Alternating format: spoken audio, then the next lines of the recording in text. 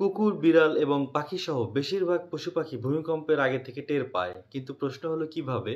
ভূমিকম্প হবার আগে ভূগর্ভে এক ধরনের চাপ জমে। আর সেখানে তৈরি হয় মাইক্রোসিসমিক ওয়েভ। এগুলো এত ক্ষুদ্র যে মানুষ অনুভব করতে পারে না। কিন্তু বিড়ালের গোঁফ, কুকুরের কান এবং পাখির পালক এবং গরুর পায়ের হাড়ের কম্পনের সেন্সর এসব অতি ক্ষুদ্র তরঙ্গ রেজিস্টার করে ফেলে। ফলে আগে থেকে এরা চঞ্চল হয়ে ওঠে, লুকিয়ে পড়তে চায় অথবা চিৎকার চেঁচামেচি করে থাকে। ওদিকে ভূমিকম্পের আগে মাটির নিচে ইনফ্রাসাউন্ড তৈরি হয়, যার ফ্রিকোয়েন্সি মানুষের কানে পৌঁছায় না, কিন্তু প্রাণীরা শুনতে পায়। কেন মানুষ সেটা শুনতে পারে না?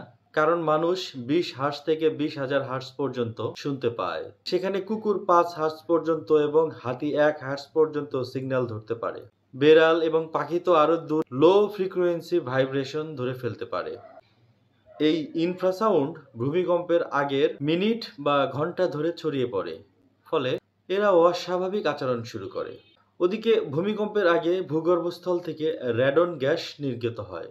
মানুষ এটা টের পায় না, কিন্তু প্রাণীরা পায়। কারণ প্রাণীদের ঘ্রাণ ক্ষমতা মানুষের থেকে 100 বা 200 গুণ বেশি হয়ে থাকে। ভূমিকম্পের আগে মাটির ফাটলে চাপ সৃষ্টি হয়, বের হয় পজিটিভ আয়ন বা চার্জ কণিকা। এগুলো বাতাসেও ছড়িয়ে পড়ে। প্রাণীরা এই বৈদ্যুতিক পরিবর্তন খুব দ্রুত টের পায়। বিশেষ করে বিড়াল, পাখি, মাছ, এগুলো তাদের নার্ভ সিস্টেমে অস্বস্তি সৃষ্টি করে। ফলে তারা অস্থির হয়ে যায়, তাই তারা আচমকা দৌড়ঝাঁপ শুরু করে।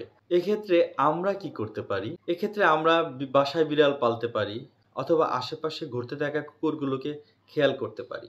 যদি কোনোভাবে তাদের অস্বাভাবিক আচরণ দেখি বা চাঞ্চল্যতা দেখি, তবে অবশ্যই কারণ খুঁজে বের করার চেষ্টা করতে হবে। মনে রাখা উচিত, মানুষ অকারণে অনেক কিছু করতে পারে, কিন্তু পশু পাখিরা অকারণে কোনো কিছুই করে না। নিরাপদ থাকুন, সুস্থ থাকুন।